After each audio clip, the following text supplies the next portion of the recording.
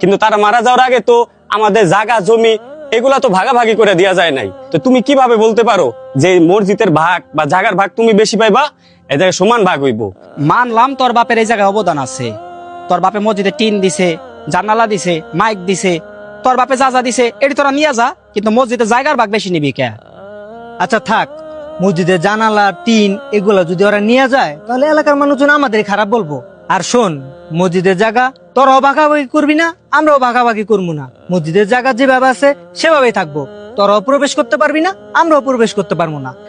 এইসব কোনো কথাই থাকবো না। তোমরা 5 বছর খাইছো না, তোমার বাপে এই মসজিদের সভাপতি আসছিল না 5 বছর। এই থামো, কি শুরু করছো তোমরা? তোমরা তো সবাই মুসলিম ঘরের সন্তানই, কিন্তু তোমাদের এই 4 জনের একজনেরও ইসলাম সম্পর্কে কোনো ধারণাই নাই দেখি। মসজিদ নিয়ে তোমরা কি শুরু করছো? মসজিদ কি ভাগাভাগি করার জিনিস? মসজিদ হলো গর্ব করার জিনিস। তোমরা মসজিদ নিয়ে আরো গর্ব করবা। মসজিদ হলো আল্লাহর ঘর, পাশে তো নামাজ পড়বা, সবাই মিলেমিশে থাকবা। তা না কইরা তোমরা কি শুরু করছো? মসজিদ ভাগাভাগি শুরু করছো। এইটা কোনো কথা? এটা মানুষ শুনলো কি কয়? তোমাদের উপর তো সিসি জানাই বড় মানুষ। ভাই আসলে তো আমরা এইসব সম্পর্কে আসলেই কম জানি।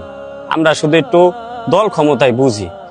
এই কারণে মনে করেন সভাপতির পদ, সেক্রেটারির পদ এগুলা নিয়ে আমরা টানা হেঁচড়া করতেছি। আসলে যে মসজিদ আল্লাহর ঘর, নামাজ পড়তে হইব এরকম যে একটা শিক্ষা, এটা আমরা কোন জায়গায় পাই নাই কে? আসলে তোমাদের বলে কোনো লাভ নাই। তোমাদের আসলে দোষ না, দোষ মূলত হলো তোমাদের গার্জেনদের। তোমাদের সঠিক শিক্ষাটা দেয় নাই, ইসলাম সম্পর্কে কোনো জ্ঞান ধারণা তোমাদের দেয় নাই। সেই কারণে আজকে তোমরা মসজিদ নিয়ে এইভাবে ভাগাভাগি করতেছো।